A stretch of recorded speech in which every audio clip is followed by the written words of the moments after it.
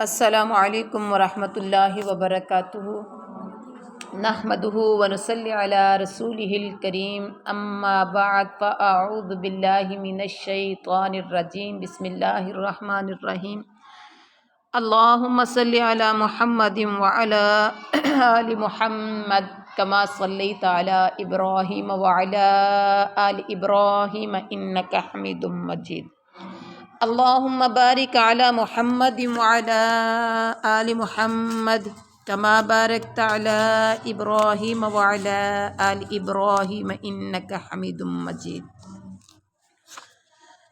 الحمدللہ سورۃ الاعراف کی آیت نمبر 26 سٹارٹ کر رہے ہیں۔ یا بنی آدم، یا بنی آدم، اے بنی آدم۔ بنی کا مطلب ہوتا ہے بیٹو، اولاد، اے آدم کی اولاد۔ اچھا یہاں پر نا قرآن قاعدہ مجھے دے دیجیے۔ یا بنی کے اوپر، یا کے اوپر دیکھیے مد ہے اور آگے حمزہ آ گیا آدم، بنی آدم، تو یہ کون سی مد ہوگی؟ مد جائز ہے۔ یا بنی، بنی کے اوپر مد ہے۔ اب یہ دیکھیں مد جائز کی تعریف کیا ہے؟ حروف مدہ کے بعد اگر حمزہ دوسرے کلمے کے شروع میں ہو۔ آدمہ ایک الگ سے کلمہ ہے، یا بنی ایک الگ سے ہے کلمہ ہے، تو مد والے حرف کے بعد اگلے کلمے کا پہلا حرف حمزہ ہو تو وہ مد جائز ہے۔ تو اس کو کتنا لمبا کریں گے؟ بنی کو، یا کو کتنا لمبا کریں گے؟ یا مدہ کو 3 سے 4 انگلیوں کے برابر۔ یا بنی آدم قد، بلا شبہ، یقیناً، انزلنا ہم نے اتارا، علیکم تم پر، لباسن لباس۔ اب ہم عربی پڑھیں گے لباسن یواری، لباس وہ چھپاتا ہے، بارا یواری کا مطلب کیا ہوتا ہے؟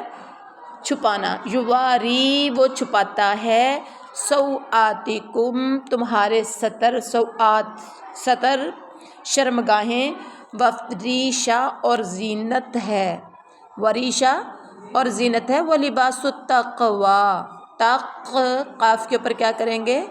قلقلہ کریں گے، وَلِبَاسُ التَّقْوَىٰ، اور تقوی کا لباس، ذَلِکَ وہ خیرٌ سب سے بہتر ہے، ذَلِکُمْ یہ من آیات اللہ اللہ کی نشانیوں میں سے ہے، لعلکم تاکہ تم لعلہم تاکہ وہ یذکرون نصیحت حاصل کریں۔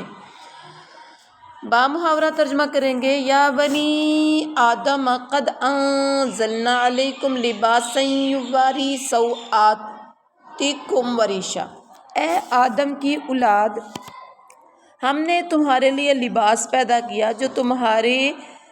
جو تمہاری شرمگاہوں کو بھی چھپاتا ہے اور زینت کا باعث بھی ہے۔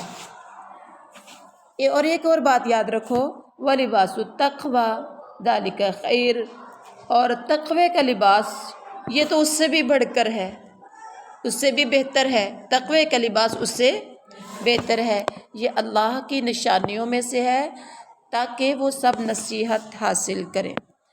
اچھا یہاں پر دیکھیے سوآتکم وریشا، سوآتکم کا مطلب ہے جسم کے وہ حصے جنہیں چھپانا ضروری ہے، جیسے شرمگاہ۔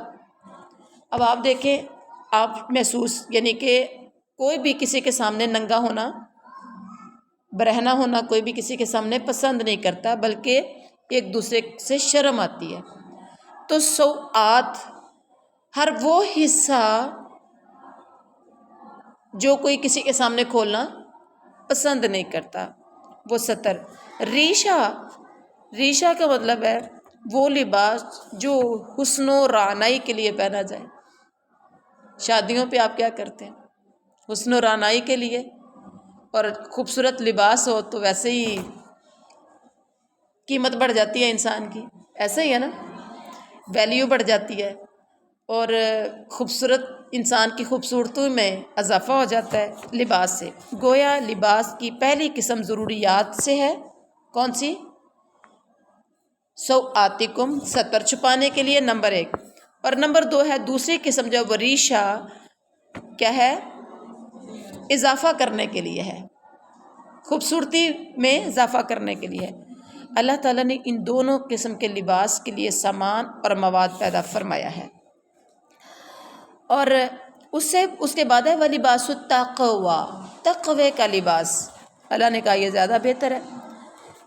اس سے مراد بعض کے نزدیک وہ لباس ہے جو متقین قیامت والے دن پہنیں گے، بعض کے نزدیک ایمان ہے، بعض کے نزدیک اس عمل صالح اور خشیت الہی، اللہ کا ڈر ہے۔ مفہوم سب کا تقریباً ایک ہے کہ ایسا لباس جسے پہن کر انسان تکبر کرنے کی بجائے اللہ سے ڈرے۔ خوبصورت لباس بھی ہے لیکن تکبر نہیں ہے، کسی پر بڑائی حاصل کرنا نہیں ہے، کسی پر فخر حاصل کرنا نہیں ہے، اور ایمان و عمل صالح کے تقاضوں کا اہتمام کرے۔ لباس پہنے، آپ کے سطر کو چھپا بھی لے، خوبصورتی کا باعث بھی بنے، اور آپ کے اندر تکبر بھی نہ آئے بلکہ عمل صالح ہو اور خشیت الہی آپ کے اندر ہو، تو وہ لباس سب سے زیادہ بہتر ہے۔ یا بنی آدم، اے آدم کی اولاد، نہ یفتنن، فتنے میں ڈالے، کم الشیطان، تمہیں شیطان، کما جس طرح اخرج، اس نے نکلوا دیا تھا، ابویکم، ابوی تثنیہ کا ہے، ابوی تمہارے ماں باپ کو، من الجنہ، جنت سے۔ اب عربی پڑھیں گے، ابویکم من الجنتی، تمہارے ماں باپ کو جنت سے، ینزعو، وہ اترواتا تھا، انہما، ان دونوں سے، لباسہما، ان دونوں کا لباس، لیوریہما، تاکہ وہ دکھائے ان دونوں کو، سوآتہما، ان دونوں کے ستر، انہو یراکم، بے شک وہ تمہیں دیکھتا ہے، ہوا وہ خود بھی، وہ دیکھتا ہے تمہیں خود بھی، وقبیلہ، اور اس کا قبیلہ بھی، من حیث، جہاں سے، لا ترونہم، تم انہیں نہیں دیکھتے، انا، بے شک، جعلنا الشیاطین، ہم نے بنایا ہے شیاطین کو، اولیاء، دوست، اولیاء، دوست، للذین، ان لوگوں کا، لا یؤمنون، جو ایمان نہیں رکھتے۔ اب ہم آتے ہیں بامحاورہ ترجمہ کی طرف۔ اے آدم کی اولاد، لا یفتننکم الشیطان، شیطان تمہیں فتنے میں نہ ڈالے، شیطان تمہیں فتنے میں نہ ڈالے، جیسے اس نے تمہارے والدین کو، تمہارے ماں باپ کو جنت سے نکلوا دیا تھا۔ وہ ان دونوں سے ان کے لباس اترواتا تھا تاکہ ان دونوں کے ستر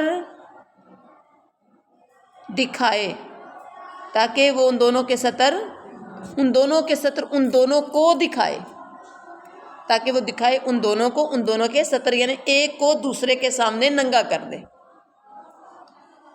اور پھر وہ خود بھی دیکھتا ہے تمہیں اور اس کا قبیلہ بھی دیکھتا ہے، ایک دوسرے کے سامنے بھی ننگے ہو گئے اور شیطان کے سامنے بھی اور اس کے قبیلے کے سامنے بھی، جہاں سے تم انہیں نہیں دیکھتے، تمہیں پتہ بھی نہیں ہوتا کہ وہ شیطان یا اس کا قبیلہ ہمیں دیکھ رہے ہیں۔ اب کیا سمجھ آئی کہ جب کسی کا ستر کھل جاتا ہے تو شیطان اور اس کا قبیلہ دیکھتا ہے۔ بے شک ہم نے شیاطین کو دوست بنایا ہے ان کا، لا یؤمنون، جو ایمان نہیں رکھتے، بے ایمانوں کا، بے ایمانوں کا دوست شیطان ہے۔ اب آپ نے اپنا جائزہ خود لینا ہے، آپ ایماندار ہیں، ایمان والے ہیں یا بے ایمان ہیں؟ ایمان والے ہیں تو ایمان والوں کا اللہ دوست ہے، جو ہم نے پیچھے بھی پڑھا جی۔ تو یہاں پر جو ہے نا کہ ایک حدیث میں آتا ہے، بے شک اللہ تعالیٰ پسند کرتا ہے کہ اس کے بندے پر اس کی نعمت ظاہر ہو۔ اللہ تعالیٰ چاہتا ہے، اللہ تعالیٰ پسند کرتا ہے، اللہ جب کسی کو نعمت دیتا ہے نا تو اللہ تعالیٰ اپنے بندوں پر اپنی نعمتوں کے اثرات دیکھنا چاہتا ہے. جو ہم نے پیچھے پڑھا نا، تقوی کا لباس بہتر ہے، یعنی کہ لباس جو ہے وہ زینت کا سبب ہے اور ستر چھپانے کا سبب ہے، اور تقوی کا لباس تو بہت ہی بہتر ہے.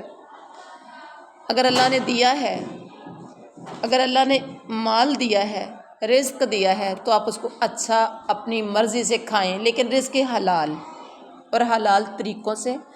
اگر اللہ نے آپ کو مال دیا تو اچھے سے اچھا لباس پہنیں. شرط کیا ہے؟ اس میں تکبر نہ ہو، تو کسی پر بڑائی حاصل نہ کرنا ہو، جو ہم نے پہلے بھی ابھی. اور اللہ تعالیٰ پسند کرتا ہے کہ اس کے بندے پر اس کی نعمت ظاہر ہو. ایک اور حدیث میں آتا ہے ان اللہ جمیل یحب الجمال. اللہ نہیں چاہتا کہ تمہیں غریبڑے سے بن کے رہو، پٹے پرانے کپڑوں میں. تقویٰ اس میں نہیں ہوتا. کوئی بندہ سمجھے نا کہ بالکل سادہ لباس، پرانا لباس، سستا لباس، ہلکا لباس، شاید اس میں تقویٰ ہوتا ہے. نہیں، تقویٰ اس میں نہیں ہے. تقویٰ کیا؟ تقویٰ آپ کے دل کے اندر ہوتا ہے. تقویٰ اللہ ہونی چاہیے، ایک اچھے لباس میں وہ ہونی چاہیے. نمائش نہ ہو، دکھاوا نہ ہو. اللہ خود خوبصورت ہے، اللہ خوبصورتی کو پسند کرتا ہے. اللہ کے نعمتوں کو کھائیں، پہنیں، ہنڈائیں. اچھا جی، تو ایک شخص آیا، کہتا ہے کہ ایک انسان لباس پہننے کی طاقت کے باوجود عمدہ لباس پہننا چاہتا ہے. کیا یعنی کہ اچھا پہننا یا اچھا کھانا. یعنی ایک بندہ چاہتا ہے کہ میرا لباس اچھا ہو، میرا کھانا پینا اچھا ہو. تو کیا یہ تکبر ہے؟ آپ صلی اللہ علیہ وسلم نے فرمایا تکبر یہ نہیں ہے. تکبر کیا ہے؟ کہ آپ اچھا کھا رہے ہیں تو آپ دوسروں کو حقارت کی نظر سے دیکھیں کہ بھئی میرے گھر میں تو روز گوشت بنتا ہے، میرے گھر میں تو روز اچھی اچھی ڈشیں بنتی ہیں. اچھا اس کے گھر میں کیا ہے؟ حقارت کی نظر سے دیکھنا تکبر. بھئی میرا جوتا، میرا اچھا، میرا کپڑا تو VIP ہے، اور وہ اچھا 600 کا، اچھا 1000 کا، میں تو 6000 کا لیتی ہوں، میں تو اس سے نیچے کبھی پہنا ہی نہیں ہے. باتوں باتوں میں کسی کو حقیر سمجھنا، یہ تکبر ہے، یہ تکبر ہے. اللہ اکبر. اور اگر دیکھا جائے تو سادگی ایمان کا حصہ ہے. البذاذۃ من الایمان، یعنی بزازت، سادگی ایمان کا حصہ ہے. بزازت کا مطلب ہے عاجزی، انکساری. مطلب کہ لباس بہت زیادہ قیمتی نہ ہو یا لش پش والا نہ ہو، بلکہ سادگی ایمان کا حصہ ہے. آپ کا اچھا ہو لیکن اس کے اندر کچھ سادگی ہو. ٹھیک ہے، تو وہ ایمان کا حصہ ہے. اب یہ ہے اگلی جو ہم پڑھ رہے ہیں. اللہ تعالیٰ کہتے ہیں آدم کی اولاد کو وارن کیا کہ شیطان کہیں تمہیں ایسے فتنے میں نہ ڈال دے، اور فتنے میں ڈال کے تمہیں جنت سے ایسے نہ نکلوا دے جیسے تمہارے ماں باپ کو جنت سے نکلوایا تھا. پھر شیطان کی پوری کوشش ہوتی ہے. آدم و حوا کا یہاں تذکرہ کیا کہ ان دونوں کے لباس اتروا کے ان کو ننگا کر کے خود بھی دیکھا اور قبیلے کو بھی دکھایا، لیکن تمہیں نہیں پتہ چلتا. یہ ہمیں تذکرہ ان کا کیا ہے، سمجھایا اس امت کو ہے، قیامت تک کے آنے والے لوگوں کو ہے کہ اپنے لباس کی حفاظت کریں، اپنے ستر کو ڈھانپ کے رکھیں، شیطان کے بہکاوے میں نہ آئیں. اور آج زیادہ تر لوگ، میجورٹی شیطان کے بہکاوے میں ہے. لباس پہنتے ہیں تو بازو ہاف سلیو، بلکہ اب تو سلیو لیس ہو چکے میں. پہنا تو اتنا ٹائٹ، پہنا نہ پہنا برابر. ایک ایک پارٹ نظر آ رہا ہوتا ہے کہ انسان کون سے کہاں سے موٹا پتلا کیسا ہے، فگر انسان کا کیسا ہے. شلوار کی طرف نظریں دوڑائیں تو شلوار کی بجائے ٹائٹس ہیں، ایک ایک چیز نظر آ رہی ہوتی ہے. تو یہ ایسا لباس خود بھی دیکھتا ہے وہ تمہیں ننگا کر کے. پہلے تو تمہیں مسلمانوں لوگوں ایک دوسرے کو، بنی آدم ایک دوسرے کو وہ دکھاتا ہے، پھر شیطان خود بھی دیکھتا ہے، پھر اس کا قبیلہ بھی دیکھتا ہے. لہٰذا وارن کیا، غور کیجئے کہیں فتنے میں نہ آ جانا، بچ کے رہنا. دشمن کا ساتھی بتا دیا۔ لیکن اللہ تعالیٰ کہتے ایک بات یاد رکھنا، صرف شیطان کے جو دوست وہ ایمان نہیں لائیں گے، باقی سارے ایمان لائیں گے۔ اللہ تعالیٰ ہمیں ان لوگوں میں کر دے جو ایمان والے ہیں۔ وَإِذَا اور جب فعلوا وہ کریں فاحشہ بے حیائی کا کام، قالوا تو وہ کہتے ہیں وجدنا علیہا آباءنا ہم نے پایا اس پر آباءنا۔ اچھا آباء جو ہے نا یہ ایک ہی کلمہ ہے، ایک ہی حرف مدہ کے بعد آ گیا حمزہ اسی کلمہ میں، تو یہ کیا ہوگا؟ مد واجب ہے۔ پیچھے ہم نے پڑھا مد جائز اور یہاں پڑھے مد واجب۔ مد جائز مد واجب کیا ہے؟ اسی کلمہ میں مد کے فوراً بعد حمزہ آ جائے، جیسے آبا کے بعد حمزہ آ گیا۔ اپنے باپ دادا کو واللہ اور اللہ نے امارنا حکم دیا ہمیں بہا اس کا، قل کہہ دیجئے ان اللہ بے شک اللہ لا یأمر نہیں وہ حکم دیتا بالفحشاء بے حیائی کا، اتقولون کیا تم کہتے ہو علی اللہ اللہ پر ما لا تعلمون جو تم نہیں جانتے۔ با محاورہ ترجمہ کیا ہے؟ اور جب وہ بے حیائی کا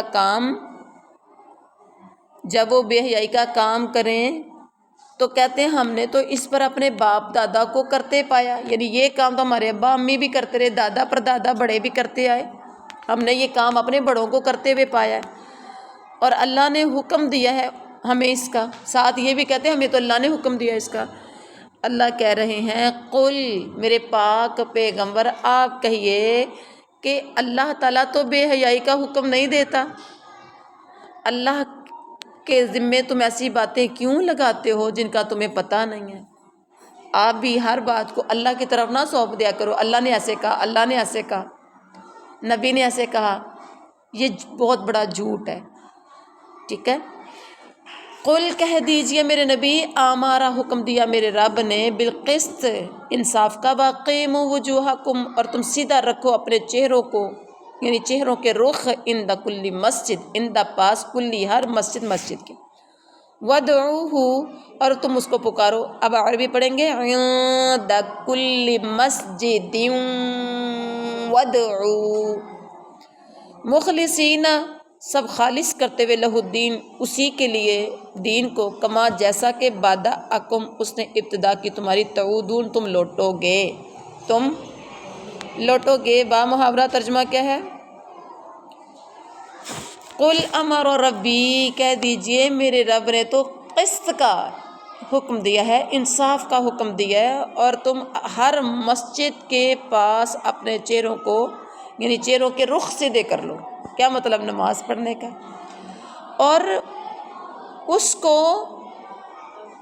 اسی کے لیے خالص دین کرتے ہوئے اسی کو پکارو، جیسا کہ اس نے تمہیں پیدا کیا، تمہاری ابتدا کی ہے، اسی طرح تم لوٹو گے، اسی طرح تم کیا کرو گے؟ لوٹو گے۔ اب یہاں دیکھیے پہلی بات ہے کہ کہہ دیجئے میرے رب نے تو مجھے قسط کا، انصاف کا یعنی انصاف کرنے کا حکم دیا ہے۔ انصاف سے مراد یہاں بعض کے نزدیک تو لا الہ الا اللہ ہے، یعنی توحید کا حکم دیا ہے۔ انصاف کا اگر لیا جائے تو ہر کام میں انصاف کرنے کا، اگر توحید کی طرف آیا جائے تو جو لوگ اللہ کے ساتھ شریک ٹھہراتے ہیں لہٰذا وہ بے انصافی کر رہے ہیں۔ خالق مالک اللہ ہے، دعائیں قبول اللہ کرے، رزق آپ کو اللہ دے، اولادیں آپ کو اللہ دے، اور منسوب آپ کسی اور کی طرف کر دیں تو یہ بے انصافی ہو جائے گی، توحید کی طرف آ جائے گی، یہ سب کچھ کا مالک ایک اللہ ہے، تو یہ قسط ہے، انصاف ہے۔ اور اس کے بعد کیا ہے؟ اور حکم دیا ہے کہ تم ہر مسجد کے وقت اپنا رخ سیدھا رکھا کرو۔ امام شوکانی نے اس کا مطلب یہ بیان کیا کہ اپنی نمازوں میں اپنا رخ قبلے کی طرف کر لو، چاہے تم کسی بھی مسجد میں ہو۔ اور امام ابن کثیر نے اس سے استقامت کا مطلب ہوتا ہے ڈٹ جانا، رک جانا، کیا کہتے ہیں اڑ جانا کسی کام پر، وہ کام کیا ہے؟ توحید پر ڈٹ جانا۔ تو اب یہاں پر ہے استقامت بمانا متابعت رسول، امام ابن کثیر نے سے مراد لیا، یعنی رسول صلی اللہ علیہ وسلم کی اطاعت، ان کی فرما برداری، رسول کے مطابق ہر کام میں استقامت اختیار کرنا۔ جو نبی نے کہا ڈٹ جاؤ، وہی بات اتھینٹک ہے، وہی بات حرف آخر ہے۔ بات سمجھ میں آ گئی؟ اور اس کے بعد کیا ہے؟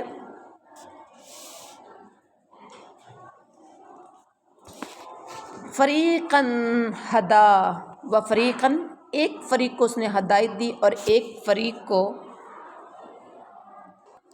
حق کا ثابت ہو گئی، علیہم الضلالہ، ان پر گمراہی، انہم اتخذوا، انہو بے شک وہ، متخذوا انہوں نے بنا لیا، شیطان، تخذوا الشیطان، انہو متخذوا الشیاطین، بے شک انہوں نے بنا لیا شیطانوں کو اولیاء دوست، من دون اللہ، اللہ کے سوا، وَيَحْسَبُونَ، اور وہ گمان کرتے ہیں، انہم مہتدون، کہ بے شک وہ ہدایت یافتہ ہیں۔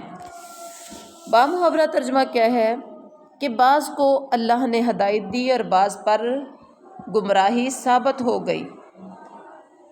ان لوگوں نے اللہ کو چھوڑ کر شیطانوں کو دوست بنا لیا اور سمجھتے ہیں کہ وہ ہدایت یافتہ ہیں، سمجھتے ہیں کہ وہ بڑے سویلائزڈ ہیں، سمجھتے ہیں کہ بھئی ان جیسا ہدایت والا ہی کوئی نہیں۔ اچھا، اب یہاں دیکھیے کہ اللہ تعالیٰ نے بعض کو کیا کیا، ہدایت دی ہے، اور بعض پر گمراہی ثابت ہو گئی۔ جس کو اللہ نے ہدایت دے دی وہ ایمان والا ہے، جس کو ہدایت نہیں دی وہ بے ایمان ہے، اور بے ایمان انسان جو ہوں گے وہ اللہ کے قریب نہیں ہوں گے، بے ایمانوں کا ٹھکانہ جہنم ہوگا۔ تو اب بے ایمانوں کے اوپر گمراہی کیوں ثابت ہوئی ہے؟ کیونکہ انہوں نے شیطان کو اپنا دوست بنایا ہوا ہے۔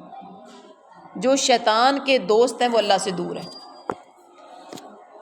یا بنی آدم، اے آدم کی اولاد، خذو، تم سب پکڑو کا مطلب ہے اختیار کرو، زینتکم، اپنی زینت، عند کل مسجد، ہر مسجد کے پاس، یعنی ہر مسجد کے وقت، وکلو، اور تم سب کہو، یہاں ہے عند کل مسجد وکلو، اور تم سب کہو، واشربوا، اور پیو، ولا تسرفوا، اور تم سب اسراف کرو، اور تم سب مت اسراف کرو، تم سب نہ اسراف کرو، انہو بے شک، لا یحب المسرفین، اللہ مسرفین کو، اسراف کرنے والوں کو پسند ہی نہیں کرتا۔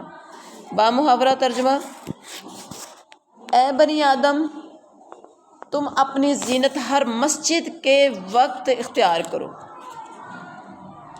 اور ہر مسجد کے وقت کا مطلب ہر سجدے یعنی نماز کے وقت، مسجد سے مراد یہاں ہر سجدے کے وقت یا ہر نماز کے وقت میں کیا کرو، زینت اختیار کرو، اور کھاؤ اور پیو اور زیادتی نہ کرو، کھانے پینے میں اسراف مت کرو۔ آپ کو پتہ جب آپ اسراف کرتے ہیں، کھانے پینے میں اسراف کیا ہے؟ جتنا آپ کے معدے میں جاتا ہے آپ اسے ایک دو لقمے اوپر لے لیتے تو معدہ خراب ہو جاتا ہے، ہوتا ہے جی، آئے دن لوگ کہتے ہیں پیٹ خراب ہے، اس کی کیا وجہ ہے؟ آپ کے خیال میں ایسا ہی ہو جاتا ہے؟ اس کی ایک وجہ ہے۔ وجہ کیا ہے؟ آپ ضرورت سے زیادہ کھا لیتے ہیں۔ اچھا، گلاس کے اندر پانی ایک پاؤ ڈلتا ہے، سپوز آدھا کلو ڈلتا ہے، جتنا بھی گلاس ہے اس کی ایک کیپیسٹی ہے نا، کتنا اس کے اندر جانا ہے۔ آپ ایک قطرہ اوپر ڈالتے ہیں تو کیا ہوگا؟ اچھل کے باہر آئے گا۔ جب باہر آئے گا تو باہر سے فرش بھی گندا کرے گا، پلیٹ کے اندر رکھیں گے تو پلیٹ گندی کرے گا، فرش کے ڈش کے اوپر اندر رکھیں گے گلاس تو ڈش بھی گندی ہو جائے گی، گیلی ہو جائے گی، ہوگی کہ نہیں؟ ہر کام ہی ایسے ہی ہے۔ کھانے کے لیے بھی نا آپ کے معدے کی ایک کیپیسٹی ہے، کتنا اس کے اندر کھا سکتے ہیں، کتنا ڈال سکتے ہیں۔ اور پھر یہ ایک مشینری ہے، اس نے گرینڈ ہونا ہے، اندر اتنے بڑے پروسیس سے گزرنا ہے، آپ کبھی اللہ کی کاریگری پر غور تو کریں. یہ ہم کھاتے ہیں تو معدے میں ڈائریکٹ جاتا ہے. معدے میں جاتا ہے تو کیا معدے میں سے فوراً ہضم ہو جاتا ہے؟ اس نے گرینڈ ہونا ہے. اس سے آپ کا خون بھی بننا ہے، اس سے آپ کا پانی بھی بننا ہے. اس نے صاف ہو کے، جیسے ہم کسی چیز کو چھانتے ہیں، چائے چھانتے ہیں تو پتی سائڈ پہ ہو جاتی ہے، تو پتی کی طرح جو کھایا ہے اس نے بھی چھننا ہے، اور باریک سے باریک چھننے کے اندر سے اس کو چھننے کے بعد اس نے اپنی اپنی جگہ پر پہنچنا ہے. اور جو پھونک ہوتا ہے، جیسے وہ پتی ہم سائڈ پہ کرتے ہیں، ایسے وہ گندگی کی صورت میں باہر آ جاتا ہے. اگر آپ زیادہ ڈال دیتے ہیں گرینڈر مشین کے اندر یا بلینڈر مشین کے اندر، آپ چیز زیادہ ڈال دیتے ہیں اور اس کو بلینڈ کرنے کی کوشش کرتے ہیں تو ہوتا کیا ہے؟ نہیں ہوتا. تو معدے کو اتنا پر کر دیا، ٹھیک ہے، اور وہ اتنا ضرورت سے بڑھ کے چلا گیا، اب وہ اندر ہل نہیں رہا. اس نے بھی تو بلینڈ ہونا ہے نا اندر، ٹھیک ہے، اب وہ ہلتا نہیں ہے. یعنی مشینری تو کام کرتے ہیں اس کو بلینڈ کرنے کے لیے، لیکن وہ ہو نہیں رہا، ہلے گا نہیں تو بلینڈ نہیں ہوگا، ہضم نہیں ہوگا. پھر کیا ہوگا؟ آپ کو تنگی محسوس ہوگی، وہ وہیں رکا رہے گا، ڈکار آئیں گے، گڑبڑ شروع ہو جائے گی، جلن ہوگی. ایسا ہی ہے. تو الحمدللہ ثم الحمدللہ یہ گنہگار ان لوگوں میں سے ہے جو بہت کم معدے کی بیماری کا شکار ہوئی ہے. ایک لقمہ کبھی اوپر ڈالا ہے نا، ایک لقمہ، تو گڑبڑ شروع ہو گئی ہے. تو پہلے ہی اللہ کی بندیوں، اللہ کے بندوں، اتنا کھاؤ جتنی ضرورت ہے. کیپیسٹی سے زیادہ نہ بھرنے کی کوشش کرو. وہ کہتے ہیں نا، ناج بگانا ہے تو پیٹ تے اپنا ہے نا، تو اپنے پیٹ کو اپنا سمجھو. اور کئی بار ایسا ہوتا ہے، لوگ شادیوں پر، فنکشنز پہ کتنا ایکسٹرا اوور ڈال لیتے ہیں پلیٹوں کے اندر، پھر روج روج کے کھاتے ہیں، پاگل ہو رہے ہوتے ہیں. اور ہوتا کیا کہ گھر پہنچنے کے بعد دیر ہوتی ہے تو پھر ہائے ہوئے شروع ہو جاتی ہے. ایسے ہی ہوتا ہے، ٹھیک ہے. تو وہ انہیں نہیں پتہ ہوتا، اور پھر اس سے زیادہ پیسے بھی لگا لیتے ہیں. بیمار ہوتے ہیں، ویکنس اس سے زیادہ ہوتی ہے، پیسہ اس سے زیادہ لگتا ہے. جو انسان بزنس کرتا ہے یا کوئی جاب کرتا ہے، اس کی وہ ڈیز بھی، اس کے ظاہری بات ہے اس کی جاب بھی ڈسٹرب ہوتی ہے، اس کا کام ڈسٹرب ہوتا ہے. کبھی بندے سوچے تو صحیح کہ میں نے کیا کیا. اللہ تعالیٰ تو ظلم نہیں کرتا، خود ہی بندہ جان پر ظلم کرتا ہے. تو بہرحال کھاؤ اور پیو، اسراف مت کرو. سمجھ آئی اسراف کیا ہے؟ کھانے پینے میں بھی اسراف. اور ویسے بھی کھانے پینے میں 2 بندوں کا ہے تو آپ 10 بندوں کا بنا لیں، 6 بندوں کا بنا کے اس کو ضائع کریں. آدھا کھایا، چلیں کھانا آپ کا پورا پورا یہ جتنا آپ کھاتے ہیں، آپ کا جتنا آپ کا اسٹمک آپ کا ایکسیپٹ کرتا ہے اتنا ہی کھاتے ہیں، لیکن اسے کھاتے ہوئے پلیٹوں کے اندر بچا دیا، برتنوں میں بچا دیا، ادھر ادھر رلتا پھرا، ٹوکریوں میں ڈال دیا، آخرکار خراب ہو گیا تو ڈسٹ بن میں ڈال دیا. یہ اسراف ہے. پکاؤ اتنا جتنا ضرورت ہے، نہ صحیح بچ جائے تو فوری کسی کو ضرورت مند کو پہنچا دو، تاکہ آپ کی ٹوکری میں نہ جائے، آپ کی باسکٹ میں نہ جائے، کسی کے منہ میں وہ چلا جائے اور آپ کو فائدہ ہو جائے. ان اللہ لا یحب المسرفین، اللہ مسرفین کو پسند نہیں کرتا. ٹھیک ہے جی. سبحان ربک رب العزت عما یصفون وسلام علی المرسلین والحمد للہ رب العالمین.